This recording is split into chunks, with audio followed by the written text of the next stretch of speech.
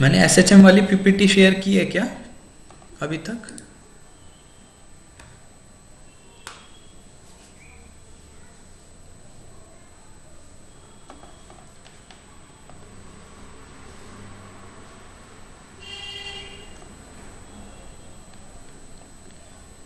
आवाज आ रही है मेरी सबको?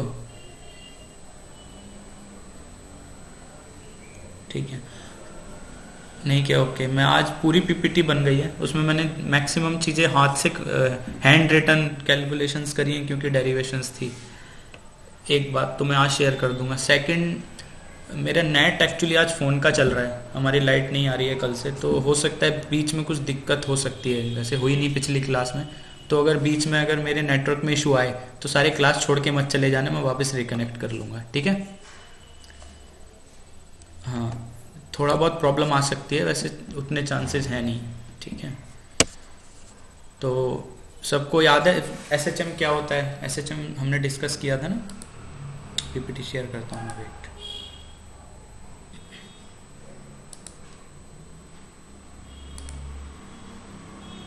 विजिबल है? ओके।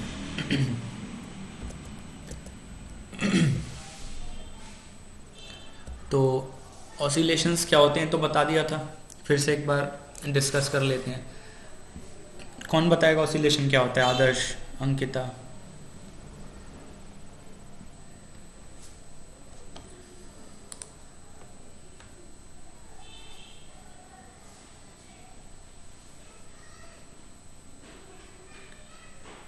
Okay okay. मैंने पूछा बेटा ऑसिलेशंस क्या होते हैं, कोई बता सकता है? ऑसिलेशन, वाइब्रेशन मैंने डिस्कस किया था ना लास्ट क्लास में, जो हमने करी थी। हाँ हाँ, ऑसिलेशन पूछ रहा हूँ अभी तो।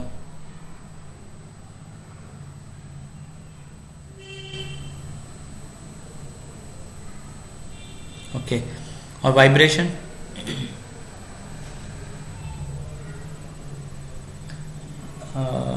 मैकेनिकल ऑसिलेशंस को बेसिकली हम वाइब्रेशंस बोलते हैं, मतलब अगर मैकेनिकल ऑसिलेशंस हैं फोर्स के थ्रू तो उनको हम वाइब्रेशंस बोलते हैं, ठीक है? सो फिर एसएचएम हमने डिस्कस किया था। एसएचएम आई थिंक तुम सब लोगों ने पढ़ा भी हुआ है 11th-12th क्लास में। Motion in which acceleration is directly proportional to the displacement और either directed towards the mean position, ये दोनों कंडीशन सेटिस्फाई होनी चाहिए तो हम एसएचएम कहते हैं। इसकी एक और डेफिनेशन होती है, the motion which is in the form of sine और कोसाइन, मतलब साइन फंक्शन और कोसाइन फंक्शन अगर बन रहा है जनरली तो एसएचएम बोला जाता है। इसका एग्जांपल दिया था स्विंग, जो पार्क में झूला होता है। It's the best example of SHM. Back and fourth repetitive movement करता है और अपनी मीन पोजीशन से जैसे ही तुम उस झूले को पुश करोगे वो वापस अपनी मीन पोजीशन की तरफ आएगा, रिस्टोरिंग फोर्स की वजह से जो रोप पे लगती है। दूसरा एग्जांपल इसका था pendulum, the pendulum oscillating back and fourth from the mean position. ये भी एक सिंपल हार्मोनिक मोशन का सबसे बेस्ट एग्जांपल तो एसएचएम का पेंडुलम ही माना जाता है। And I think 11th class में तुम्हारे इसका टाइम पीरियड का डेरिवेशन भी था, T is equal to 2π√L/g, था ना ये फॉर्मूला? हाँ। तीसरा हमने डिस्कस किया था हियरिंग प्रोसेस, जो हमारा साउंड वेव्स आते हैं वो रेयर फ्रैक्शन और कंप्रेशन की फॉर्म में ट्रेवल करते हुए आते हैं, ठीक है? तो उससे जो हमारे ईयर ड्रम होते हैं तो बैक एंड फोर्थ वाइब्रेट करते हैं, जिसकी वजह से हमें साउंड सुनाई देती है। फिर थी कंडीशंस फॉर एसएचएम। तो 3 कंडीशंस होना बहुत ज़रूरी है।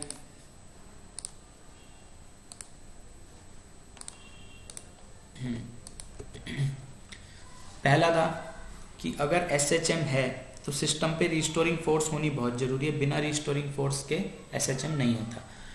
Second, the system should have inertia. तीसरा था the system should be frictionless. Frictionless, if it's frictionless then only it can continue oscillation until you want to stop it, otherwise it will stop by itself। खुद ही एक stage पे आके हमारे जो oscillations होते हैं वो रुक जाते हैं, और जनरली फ्रिक्शनलेस एनवायरनमेंट कहीं होता नहीं है। तो SHM जहाँ भी होगा, जैसे पेंडुलम का एग्जांपल ले लो, अगर तुम लोगों ने 12th क्लास में 11th क्लास में लैब में एक्सपेरिमेंट किया होगा, अगर हम पेंडुलम को लेके रोटेट कराते हैं, हमने आई थिंक यहाँ भी किया है अपनी लैब में, मतलब वर्चुअल लैब में हमने किया था। तो हम जब पेंडुलम को कराते थे एक स्टेज के बाद आके वो खुद रुक जाता था, है ना। हालांकि ये तो वर्चुअल था, बट अगर तुम उसे ओरिजिनल लैब में भी करोगे तो भी वो रुक जाएगा, क्योंकि एयर फ्रिक्शन एक्ट करता है और उसको कंटिन्यू ऑसिलेट नहीं करने देता, अपोजिट डायरेक्शन में फोर्स लगती है और एक स्टेज पे आके रुक जाता है। ठीक है, तो अगर फ्रिक्शन लेस होगा तो ही हमारा SHM कंटिन्यू चल पाएगा। फिर ये कंडीशन हमने डिस्कस की थी, A is directly proportional to -x in case of SHM। A को हम x डबल डॉट लिख सकते हैं, तो x double dot is directly proportional to -x। तो restoring force F is equal to -kx, और from Newton's law we know that force is equal to mass into acceleration. So इन दोनों को अगर हम इक्वेट करते हैं तो mass into acceleration is equal to -k times of x, और यहाँ से A को हम पुट कर सकते हैं x double dot. So mx double dot is equal to -kx। So x double dot is equal to -k/mx। इसमें k/m constant है, k/m कांस्टेंट है, तो यहाँ से आ गया A is directly proportional to -x। Can anyone tell me कि यहाँ पे माइनस क्या डिनोट कर रहा है?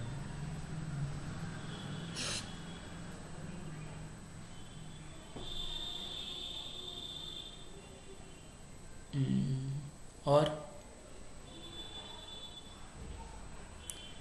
कोई बताएगा? हाँ बिल्कुल सही, ये सही है। नेगेटिव साइन डिनोट करता है कि जो हमारी अगर तुम उसको कहीं भी डिस्प्लेस करो, मतलब अपनी बॉडी को तुम कहीं भी, ये देखो पेन देख रहे हो, अगर इसकी मेन पोजीशन ये है तो तुम इसको कहीं भी फोर्स दोगे तो वापस मेन पोजीशन पे आने की ही कोशिश करेगा। ये यहाँ पे नेगेटिव साइन हमें शो करता है, और एक्स तो डिस्प्लेसमेंट है। फिर अगर हम if we take this on the other side, so equation बन जाएगी x double dot plus k/mx is equal to 0, और इसको अगर हम सॉल्व करेंगे तो इसका सॉल्यूशन आएगा x equal to a cos omega t plus phi, और ओमेगा आ जाएगा हमारा √k/m। ये हमारी एंगुलर फ्रिक्वेंसी है SHM के केस में। अच्छा, तुम लोगों ने मैथ्स में या किसी सब्जेक्ट में डिफरेंशियल इक्वेशन पढ़ी है?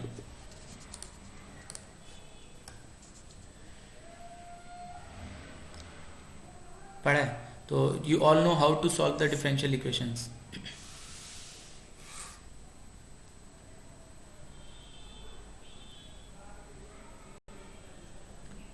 बोलो यार, जवाब तो दो। ओके, सो तुम लोगों को पता है जनरल सॉल्यूशन क्या होता है, पर्टिकुलर इंटीग्रल क्या होता है?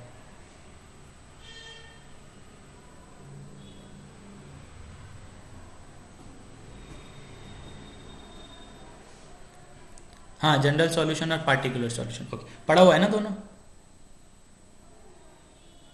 ठीक है, फिर ठीक है, क्योंकि इस मॉड्यूल में डेरिवेशंस हैं, और डेरिवेशंस में जहाँ भी डिफरेंशियल इक्वेशन आएगी, wherever there is a differential equation, so we will use the direct solution. और वो सॉल्यूशन कैसे आया, मैं तुम्हें पूरा उसका सॉल्यूशन दे सकता हूँ, क्योंकि मैंने भी डिफरेंशियल इक्वेशन पूरा पढ़ा है, पर वो इस सब्जेक्ट के सिलेबस में नहीं है।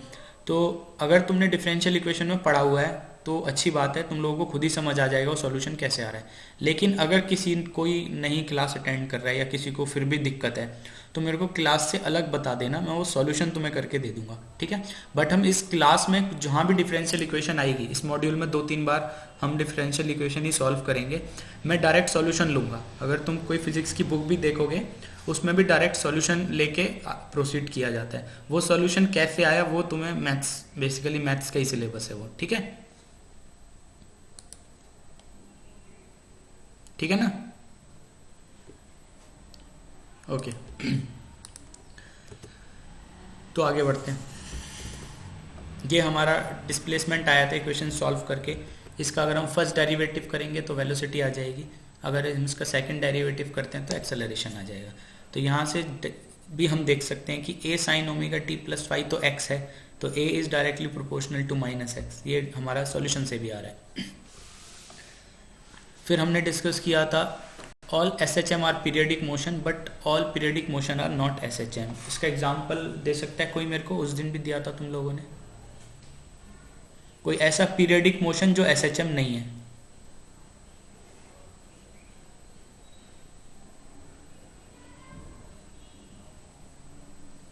स्प्रिंग का बाउंस, हाँ, बट आई थिंक वो SHM भी होता है, नहीं?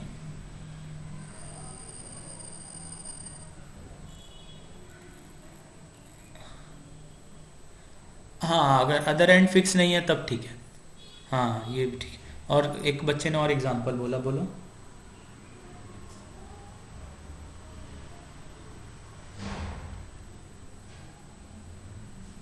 हैंड्स ऑफ अ क्लॉक, बिल्कुल। एक किसी ने मून वाला एग्जांपल भी बोला है ना, मून का रोटेशन, तो वो भी एक एग्जांपल है, ठीक है ना।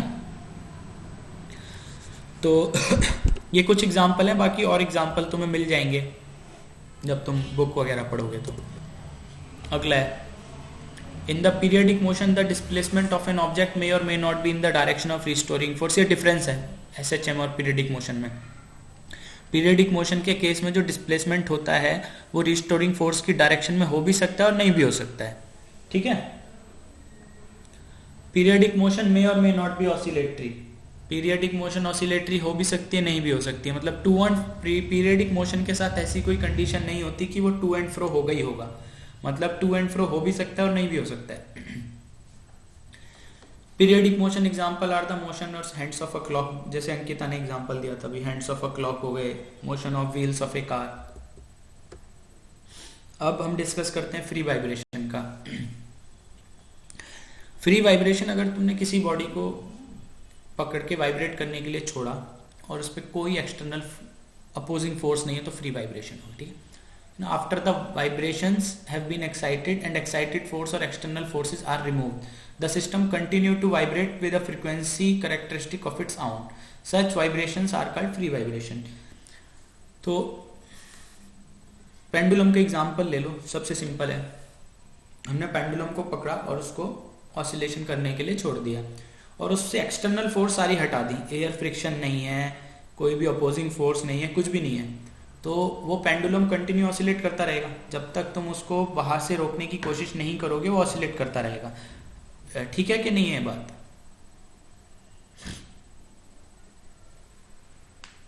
है ना। तो इस तरीके के मोशन को कहते हैं फ्री वाइब्रेशंस हो गए, क्योंकि कोई फोर्स तो है नहीं उसको रोकने वाला और अपनी खुद की फ्रिक्वेंसी से वो वाइब्रेट करेगा, जो भी उसकी फ्रिक्वेंसी होगी। और जो उसका टाइम होगा वाइब्रेशन का उसको हम नेचुरल पीरियड या टाइम पीरियड कह लो, ठीक है ना।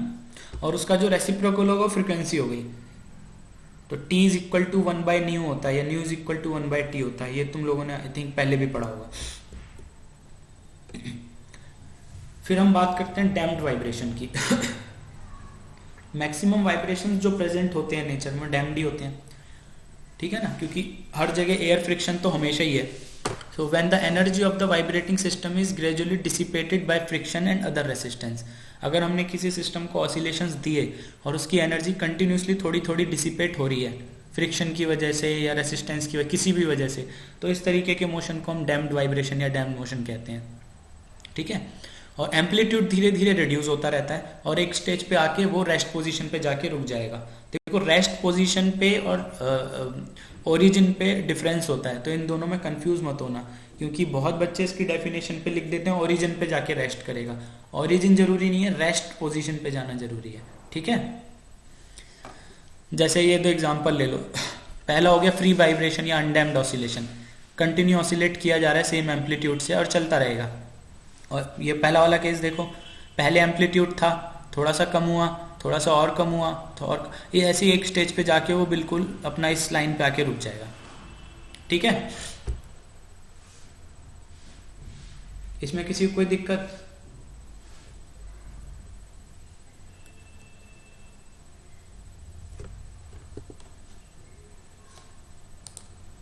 क्लियर है ना सबको?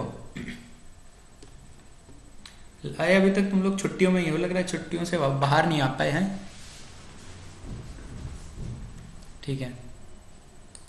अब 8-10 दिन तो पढ़ाई करनी पड़ेगी, फिर वापस छुट्टी आ जाएंगी तुम्हारी। इसके बाद था फोर्स्ड वाइब्रेशन। जैसे कि हमने डैम्ड वाइब्रेशन के बारे में बात करी, एक स्टेज पे आके रुक जाते हैं। अगर हम उसको कंटिन्यू चाहते हैं ऑसिलेट करता रहे, वाइब्रेशन करता रहे, तो हम उसमें एक्सटर्नल बाहर से कुछ फोर्स दे सकते हैं। इस तरीके के वाइब्रेशन को हम फोर्स्ड वाइब्रेशन कहते हैं, ठीक है। व्हेन ए बॉडी एग्जीक्यूट, और देखो अगर तुम्हें पीरियडिक मोशन चाहिए तो पीरियडिक फोर्स अप्लाई करनी पड़ेगी। So when a body execute vibration under the action of an external periodic force, then the vibration are called force vibration. और इसमें सबसे लास्ट था रेजोनेंस। तो रेजोनेंस के बारे में मैंने एक एग्जांपल भी दिया था।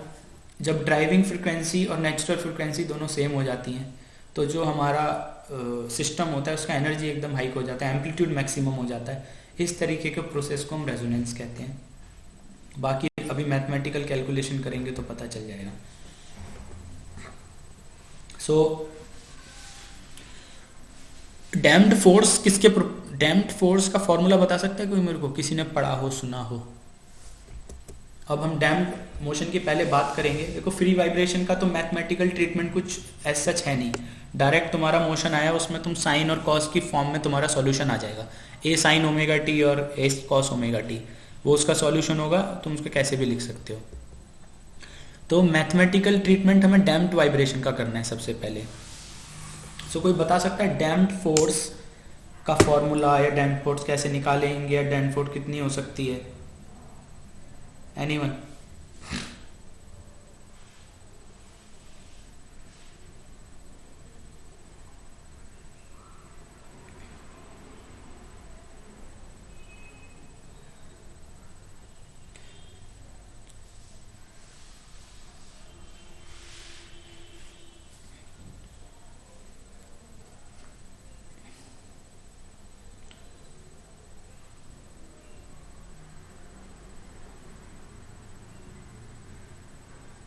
हाँ, अभी तुम्हारी ना आवाज़ थोड़ी सी कम आ रही थी, एक बार रिपीट करोगे? हाँ बोलो।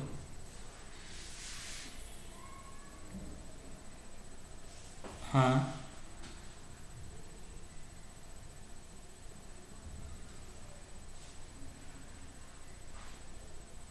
हाँ, डैम्ड फोर्स असलियत में वेलोसिटी की प्रोपोर्शनल होती है, बिल्कुल ये तुमने सही बोला।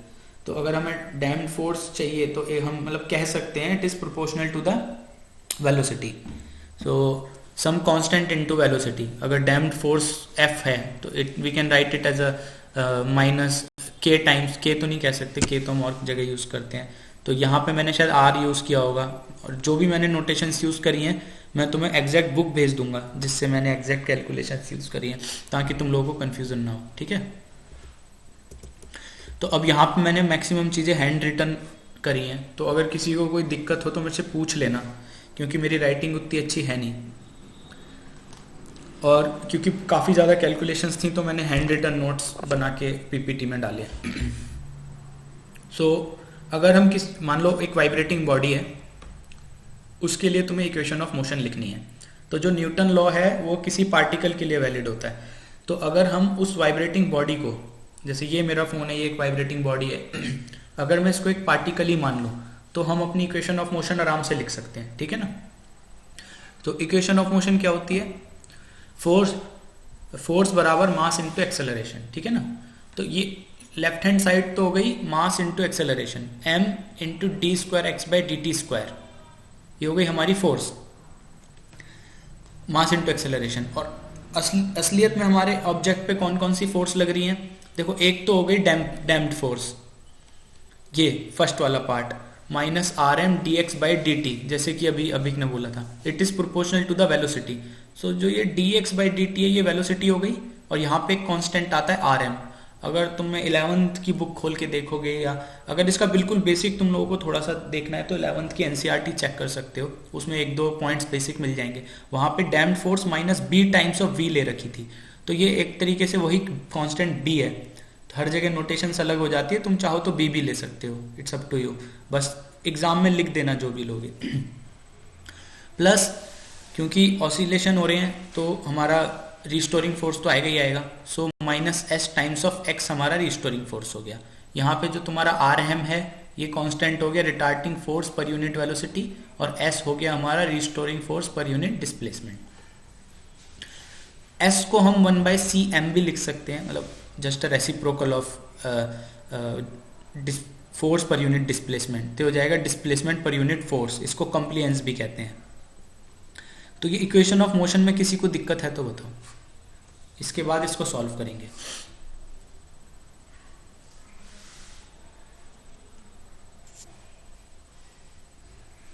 हाँ देखो एक्स तो ऐसा कैसा हमने जस्ट ये जो रिस्टोरिंग कांस्टेंट है ना, जनरली जिसको के, बेसिकली मैक्सिमम जगह इसको के लिया होता है 11th की बुक में, हाँ उसकी जगह मैंने एस लिया है। एस मैं के भी ले सकता था, एस मैंने जस्ट इसलिए लिया है क्योंकि जो बुक में फॉलो कर रहा हूँ उसमें एस था, नहीं बाद में तुम कंफ्यूज ना हो, है ना। तुम चाहो इसको के भी ले सकते हो, जस्ट इसको रेसिप्रोकल करके हम 1/c ऑफ एम, एम इसके सुपरस्क्रिप्ट में है सी एम। तो अगर एस हो गया हमारा restoring force per unit displacement, तो सी एम हो जाएगा डिस्प्लेसमेंट पर यूनिट फोर्स, जस्ट उसका रेसिप्रोकल। इसको हाँ इसको कॉम्प्लियंस भी कहते हैं, ठीक है।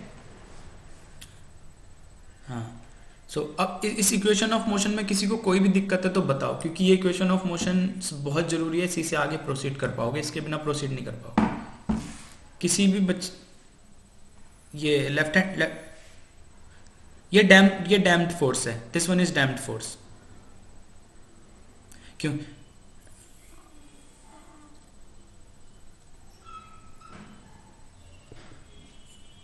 एक सेकेंड, माइनस एस एक्स क्यों लिखा है ये नहीं समझ आ रहा। ओके फिर से बात करते हैं। मान लो एकदम सिंपल हार्मोनिक मोशन चल रहा है, डैम्पिंग है ही नहीं, तो क्या इक्वेशन ऑफ मोशन क्या लिखोगे तुम, कोई बता सकते हैं मेरे को, कोई भी?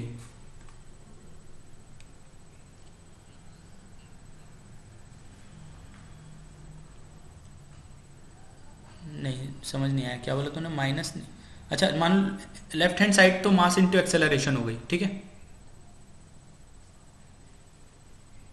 और राइट हैंड साइड क्या होगा?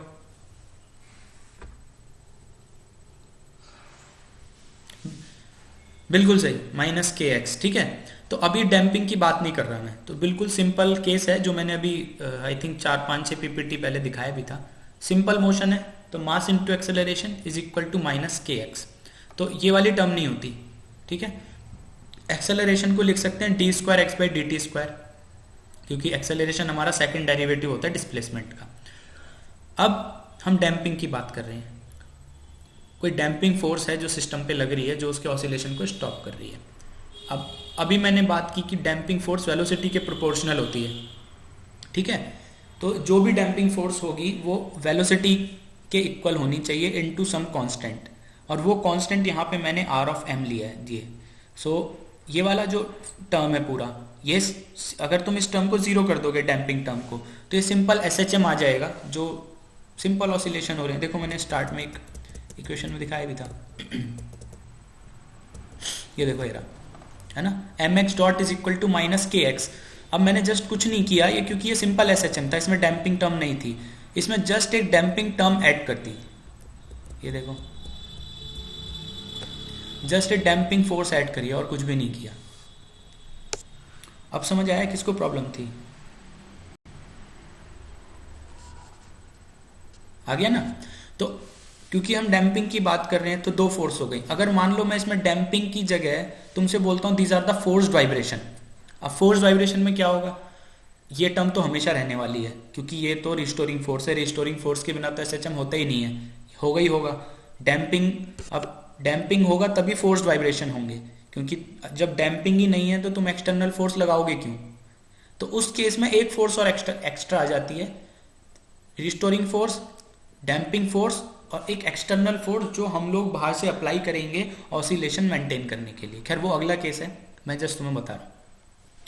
तो ये इक्वेशन ऑफ मोशन सबको समझ आ गई कैसे आई, और इसमें कौन सी टर्म क्या है, एम मास हो गया, एक्स डिस्प्लेसमेंट हो गया, है ना, R M retarding force per unit velocity हो गई, एस, हाँ बोलो बोलो बोलो, कौन बोल रहे हैं? हाँ हाँ हाँ हाँ 1/, हाँ बत ये भी कांस्टेंट है, जस्ट रेसिप्रोकल। मैंने बोला ना एस हमारा एक कांस्टेंट है जो होता है restoring force per unit displacement, क्योंकि डायमेंशंस मैच होनी चाहिए। तो तुम खुद ही, अगर ये वेलोसिटी है तो ये होगा restoring force per unit velocity, क्योंकि एट द एंड दोनों साइड फोर्स होनी चाहिए, है ना, क्योंकि ये फोर्स है। लेफ्ट हैंड साइड में मास इंटू एक्सेलरेशन फोर्स है, तो राइट हैंड साइड में जितनी भी टर्म आएंगी वो फोर्स होनी चाहिए, नहीं तो ये इक्वेशन वैलिड नहीं होगी। ये हमें डायमेंशनल एनालिसिस ने सिखाया है। तो यहाँ अगर हम वेलोसिटी ले रहे हैं तो जो भी कांस्टेंट आएगा वो फोर्स पर यूनिट वेलोसिटी होगा। इसी तरह ये डिस्प्लेसमेंट है, और यहाँ पे आना तो फोर्स चाहिए, तो जो भी कांस्टेंट आएगा वो फोर्स पर यूनिट डिस्प्लेसमेंट होगा। तो अगर तुम उसका उल्टा कर दोगे तो वो जैसे सी एम है, ये हो गया तुम्हारा डिस्प्लेसमेंट पर यूनिट फोर्स। दैट्स इट, है कांस्टेंट ही। ठीक है, just take it is other way, this way और this way, but it is always a constant. तो ये इक्वेशन सबको क्लियर है ना कि कैसे हमने डैम्प्ड वाइब्रेशन की इक्वेशन बनाई और कौन सी टर्म क्या रिप्रेजेंट कर रही है। तो मैं आगे बढ़ता हूं, पक्का? ठीक है, तो आगे बढ़ते हैं। अब देखो, एक्स डॉट हो गया D X by D T, x double dot हो गया डी स्क्वायर एक्स बाई। अब कुछ हम इसमें पुट कर रहे हैं वैल्यूज, वो तुम्हें हमेशा याद रखनी है। ये सबको पता है X dot is equal to D X by D T, और X double dot is equal to D R X by D T square. R M by M को हम 2a पुट करेंगे, और एस बाई एम को हम omega nought square put करेंगे। ये हमारा ओमेगा नॉट स्क्वायर कहाँ से आया? ये हमारी नेचुरल फ्रिक्वेंसी है, यहाँ से देखो ये है ना, omega is equal to root K by M. तो अगर मैंने वहां पे एस लिया है तो यहाँ हो जाएगा omega is equal to root S by M. और ओमेगा नॉट हम इसलिए इसको बोल रहे हैं क्योंकि ये फ्री वाइब्रेशन की फ्रिक्वेंसी है, when there is no damping. जब कोई डैम्पिंग नहीं होगी तो उसकी फ्रिक्वेंसी को हम ओमेगा नॉट से डिनोट करेंगे। ठीक है, इसमें किसी को कोई दिक्कत है तो बोलो।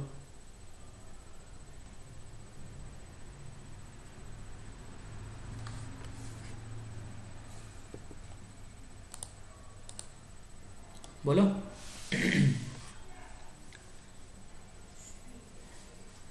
हाँ ओके, ये हमने लिया है, हमने एज्यूम किया है।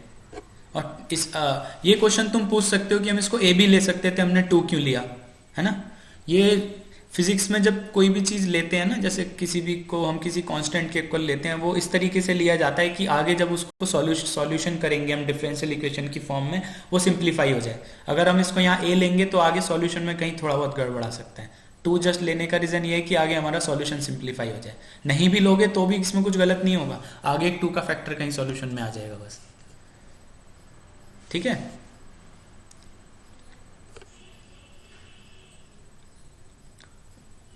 वन मतलब, अच्छा मतलब तुम कह रहे हो 2 ले ही ना, सिर्फ ए ले लें। अच्छा, नहीं बट कांस्टेंट तो लेना पड़ेगा ना बेटा, क्योंकि ये आर एम कांस्टेंट और मास कांस्टेंट है। देखो आर एम कांस्टेंट है, मैंने बता दिया, मास तो किसी भी चीज का कांस्टेंट है। अगर तुम कहते हो कि 1 ले सकते हैं, it means this R M and M equal है, तो ये हो भी सकता है, बट ऐसा नहीं भी हो सकता। और अगर इनफाइनाइट की बात करें तो इनफाइनाइट तब होगा जब मास जीरो होगा। मास जीरो हो नहीं सकता किसी बॉडी का, क्योंकि फाइनाइट मास की बॉडी लेंगे तभी डैम्ड हार्मोनिक मोशन होगा। ये तो हमने मतलब ये तो वैलिड स्टार्ट में कंडीशन बताई थी ना, the body should have inertia. Inertia ही नहीं होगी तो फिर वो बॉडी एसएचएम करेगा कैसे? समझ रहे हो? मतलब क्योंकि ये दोनों टर्म कांस्टेंट है, आर एम और एम, तो इनका रेशो कांस्टेंट होना चाहिए। अब वो कांस्टेंट 1 भी हो सकता है, जैसे कि तुम कह रहे हो सकता है किसी पर्टिकुलर केस में या पर्टिकुलर न्यूमेरिकल में एग्जैक्ट 1 आ जाए, पर जनरल केस नहीं हुआ वो। हमें एक जनरल सॉल्यूशन चाहिए, समझ रहे हो? हम एक ऐसा सॉल्यूशन निकालने की कोशिश करते हैं जो तुम हर जगह अप्लाई कर सको। और अगर कोई ऐसा सॉल्यूशन निकालना है तो इनका रेशो एक कांस्टेंट तो मान सकते हो तुम, पर उस कांस्टेंट को कोई नंबर एग्जैक्टली नहीं दे सकते, 1 2 3 4, वो तो फिर तुमने एक स्पेशल केस बना दिया ना। समझ गए? हाँ, और किसी को कोई डाउट? बहुत इंपॉर्टेंट डेरिवेशन होती है, तो किसी भी पॉइंट पे तुम अटको तो पूछ लो, मतलब ऐसी कोई जल्दबाजी नहीं है, आराम आराम से समझ समझ के आगे बढ़ेंगे। हाँ बोलो। ये ये ये डॉट का मतलब होता है first derivative with respect to time. Dot basically derivative को डिनोट करता है, डबल डॉट मतलब सेकंड डेरिवेटिव। कहीं कहीं हाँ ये स्टैंडर्ड है, डॉट की जगह कहीं कहीं यहाँ पे एक क्या कहते हैं हाइफन का साइन भी यूज करते हैं कुछ बुक्स में। हाँ डैश डैश, इस पर डॉट ज़्यादा स्टैंडर्ड है, ज़्यादा बुक्स में डॉट ही मिलेगा तुम्हें। वो जो डैश है ना वो जनरली 11-12 तक काम आता है, 12th के बाद की तुम अगर बुक्स चेक करोगे तो मैक्सिमम जगह ये डॉट ही यूज होगा, ठीक है।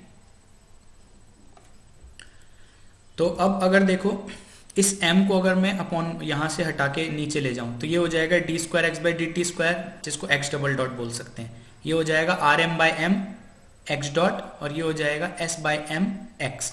और अगर इन दोनों टर्म को दूसरी साइड ले जाएं तो एड अप हो जाएंगी, तो ये इक्वेशन बन जाएगी, है ना। Equation 1 reduces to x double dot plus R M by M X dot plus s by M X is equal to 0। ये इक्वेशन जस्ट इक्वेशन 1 से, इससे आई है, कुछ भी नहीं किया, m से डिवाइड करके दूसरी साइड ले गए तो हम इस इक्वेशन पे आ गए। इसमें किसी को कोई दिक्कत? ओके आगे बढ़ते हैं। अब हम सॉल्यूशन करेंगे। अब आर एम बाई एम को 2a पुट करेंगे, s बाई एम को ओमेगा नॉट स्क्वायर पुट कर देंगे। ये हमने पुट कर दिया जो हमने एज्यूम किया था। ओमेगा नॉट जैसा कि मैंने बताया था angular frequency of particle in absence of damping. Absence of damping means free vibration जब हो रहे हैं उस टाइम पे जो इसका फ्रीक्वेंसी है वो ओमेगा नॉट है। और ओमेगा नॉट लेने का रीजन ये है कि अब जो नई फ्रीक्वेंसी आएगी उसको हम ओमेगा लेंगे। इसको अगर ओमेगा लेते तो फिर उसको हमें ओमेगा डैश, ओमेगा 1, ओमेगा 2 लेना पड़ता। तो जनरली विदाउट डैम्पिंग ओमेगा 0 कहो या ओमेगा नॉट कह लो, और विद डैम्पिंग या विद फोर्स वाइब्रेशन हम ओमेगा लेते हैं। अब ये एक डिफरेंशियल इक्वेशन बन गई सेकंड ऑर्डर की। This is a differential equation of second order.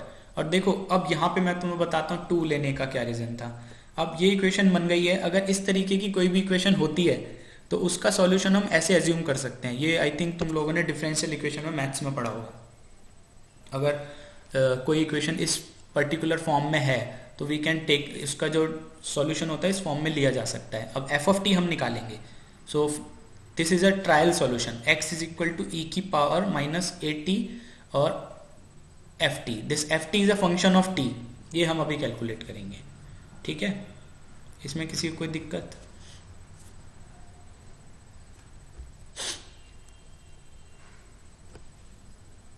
ये एजम्पशन है, ट्रायल सॉल्यूशन है। जनरली डिफरेंशियल इक्वेशन में हम ऐसे ही करते हैं, एक सॉल्यूशन एज्यूम करते हैं, फिर उसको जैसे ये x dot x double dot है ना, तो हम x का एक सॉल्यूशन एज्यूम कर सकते हैं, फिर उसका हम x डॉट और x डबल डॉट पुट करेंगे, फिर इसको पूरा सॉल्व करेंगे और फिर जो आएगा वो हमारा फाइनल सॉल्यूशन होगा, समझे, है ना। आई थिंक डिफरेंशियल इक्वेशन में ऐसे क्वेश्चंस तुम्हें कराए गए होंगे जितना मुझे पता है मैथ्स में। नहीं कराए तो बताना, मैं एक आधा तुम्हें क्वेश्चन करा के अलग से बता दूंगा, ठीक है। तो अब क्या करना है, हम पे x है, इसका फर्स्ट डेरिवेटिव लेना है क्योंकि इस इक्वेशन में हमको फर्स्ट डेरिवेटिव चाहिए। सेकंड डेरिवेटिव लेना है क्योंकि हमको सेकंड डेरिवेटिव चाहिए। ये तुम करके देख सकते हो, फर्स्ट डेरिवेटिव और सेकंड डेरिवेटिव मेरा ठीक ही होगा मोस्ट प्रोबेबली। तो हमने फर्स्ट डेरिवेटिव और सेकंड डेरिवेटिव ले लिया। अब इसको ले जाके अपनी इक्वेशन 2 में पुट करेंगे, ऐसा का ऐसा। ये देखो मैंने पुट कर दिया। अब ये वाली टर्म कैंसिल हो गई, ये इस टाइप का इक्वेशन हमारा बन गया। और a square f minus 2a square f, इसको इन दोनों को सब्ट्रैक्ट करोगे तो माइनस a स्क्वायर एफ आ जाएगा। तो ये फाइनल इस फॉर्म पे हम आ जाएंगे, D square F by D T square plus omega nought square minus a square F is equal to 0, ठीक है। इसमें किसी को कोई दिक्कत?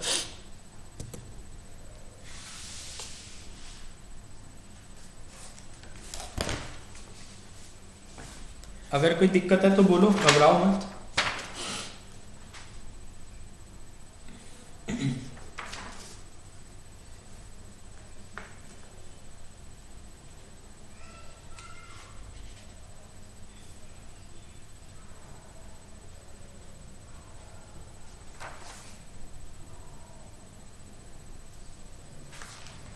इसमें किसी को कोई दिक्कत है तो बोलो। अंकिता, हाँ अच्छा ठीक है। आदर्श बोल रहा है क्या? ओके। देखो आदर्श, ऐसी जहाँ भी सेकंड ऑर्डर डिफरेंशियल इक्वेशन होती है ना, इनको सॉल्व करने के बहुत सारे तरीके होते हैं, ठीक है। पता नहीं मैथ्स में हुआ है कि नहीं, पर मैं बता देता हूँ। There are many method. So उनमें से एक मेथड होता है ये वाला ट्रायल सॉल्यूशन का। उसमें हम अगर ये फिक्स है, अगर इस फॉर्म का कोई इक्वेशन है, ठीक है, ये कांस्टेंट है, तो हम उसका सॉल्यूशन आएगा इसी टाइप का, ये फिक्स है, e⁻−80 इंटू एफ टी हमको नहीं पता है, ये हमको कैलकुलेट करना है। तो हमने एज्यूम कर लिया अब हमको ये पता है कि अगर ये इक्वेशन है तो e⁻−80 तो आएगा, तो ये हमने ले लिया। बट हमको उसके साथ का फंक्शन नहीं पता है, तो एफ टी हमने एज्यूम कर लिया। अब इस एफ टी को कैलकुलेट करना हमारा टास्क है, समझे कि नहीं, है ना। तो अब इस एफ टी को कैलकुलेट करना हमारा टास्क है। अब ये हम कैसे करेंगे कि जो हमने सॉल्यूशन लिया है उसको हम अपने ओरिजिनल इक्वेशन में पुट करेंगे, फिर जो इक्वेशन आएगी उसको सॉल्व करेंगे। वही मैंने बिल्कुल किया, कुछ भी नहीं किया। ये एक्स है, क्लास के बाद मैं पीपीटी भेजूंगा, तुम एक बार चेक करके देख लेना मेरा dx/dt और d²x/dt² ये सब ठीक है कि नहीं है, क्योंकि मैंने डायरेक्ट निकाल के लिख दिया है। कहीं भी गलत हो तो मेरे को बता देना, वैसे होगा नहीं क्योंकि फाइनल सॉल्यूशन ठीक आ रहे थे मेरे। तो ठीक है, चेक कर लिया तुमने? हाँ, ओके, गुड गुड गुड। तो अब हमने इन दोनों इक्वेशंस को ले जाके अपनी इक्वेशन 2 में पुट कर दिया, ऐसा का ऐसा। जब पुट करोगे, ये देखो, ये मैंने पुट किया, ये वाली टर्म कैंसिल हो गई, ये बचा, ये दोनों सेम है, सब्ट्रैक्ट करके अब हमारा ये एक सिंप्लीफाइड इक्वेशन आ गई d²f। देखो असलियत में कैलकुलेट हमको x करना था, लेकिन x अब इन दो की फॉर्म में टूट चुका है, तो अब हमें f कैलकुलेट करना है। तो देखो अब ये एक डिफरेंशियल इक्वेशन बन गई f में, d²f/dt² प्लस ω02 - a² f = 0। अब यहाँ पे 3 अलग अलग केसेस हो सकते हैं। एक हो सकता है ω0 और a इक्वल हो, जैसे कि तुम लोगों ने पूछा था ना वहाँ पे, तो मैंने वही बोला था, ये कांस्टेंट हैं तो इक्वल भी हो सकते हैं, ज़्यादा भी हो सकते हैं, कम भी हो सकते हैं, बट हमें एक जनरल सॉल्यूशन चाहिए। तो ये एक जनरल सॉल्यूशन आया। अब इसमें 3 केस हो सकते हैं, या तो ω0 a से बड़ा हो, या ω0 a से छोटा हो, या ω0 a के इक्वल हो। 3 अलग अलग केस होंगे। ये देखो ये रहा। पहला a इज ग्रेटर देन ω0, दूसरा a इज इक्वल टू ω0, तीसरा a इज लेस देन ω0। तो तीनों केस को एक एक करके डिस्कस करेंगे। पहला केस है जब a इज ग्रेटर देन ω0 होगा, तो ये लार्ज डैम्पिंग होगी, क्योंकि हमारा a इज ग्रेटर देन ω0 का मतलब क्या देख रहे हो, ये जो एक्सपोनेंशियल टर्म है ये बड़ी है, और एक्सपोनेंशियल टर्म बड़ी होने का मतलब होता है जो हमारा डिके है वो जल्दी हो रहा है, मतलब डैम्पिंग जल्दी हो रही है, समझ रहे हो, क्योंकि ये एक्सपोनेंशियल टर्म ही डैम्पिंग कराती है। ये समझ आ रहा है सबको?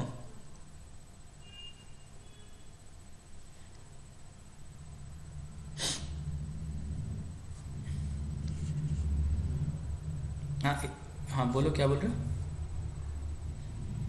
हाँ हाँ, एक और बार बोलता हूँ। देखो ये एफ टी तो एक पीरियडिक फंक्शन है जो सॉल्व करके आएगा।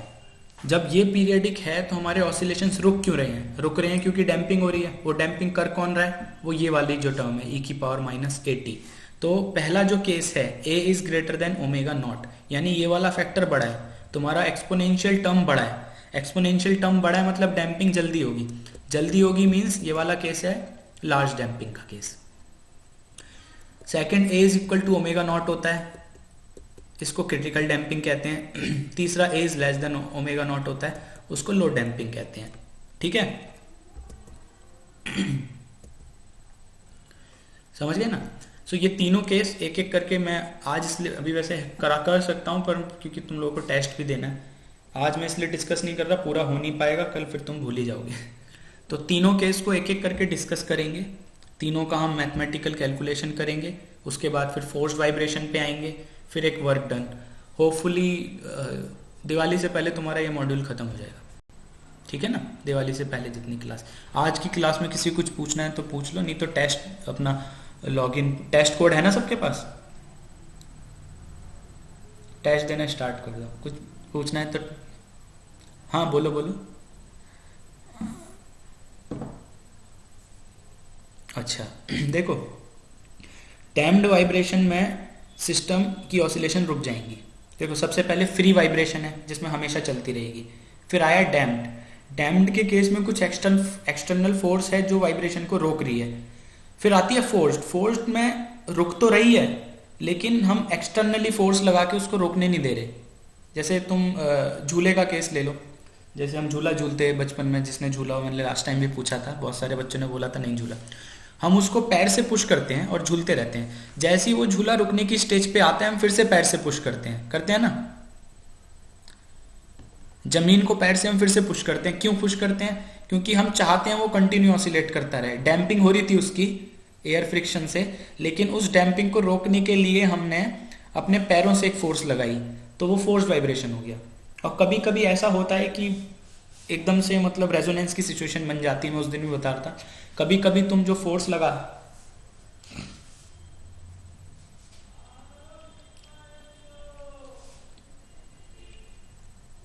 नहीं, जब तुम्हारी अप्लाइड फोर्स की और सिस्टम की फ्रिक्वेंसी मैच हो जाती है तो उसका, हाँ वही, जैसे तुम पैरों से पुश कर रहे हो तो उसकी फ्रिक्वेंसी और जो तुम्हारी नेचुरल ऑसिलेटिक फ्रिक्वेंसी थी वो जब मैच हो जाती है तो जो सिस्टम होता है उसका एम्पलीट्यूड बहुत हाई हो जाता है एकदम से।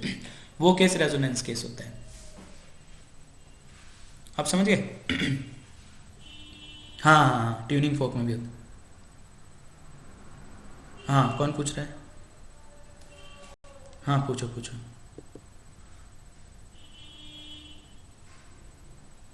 नहीं आया? एक सेकंड रुको यार।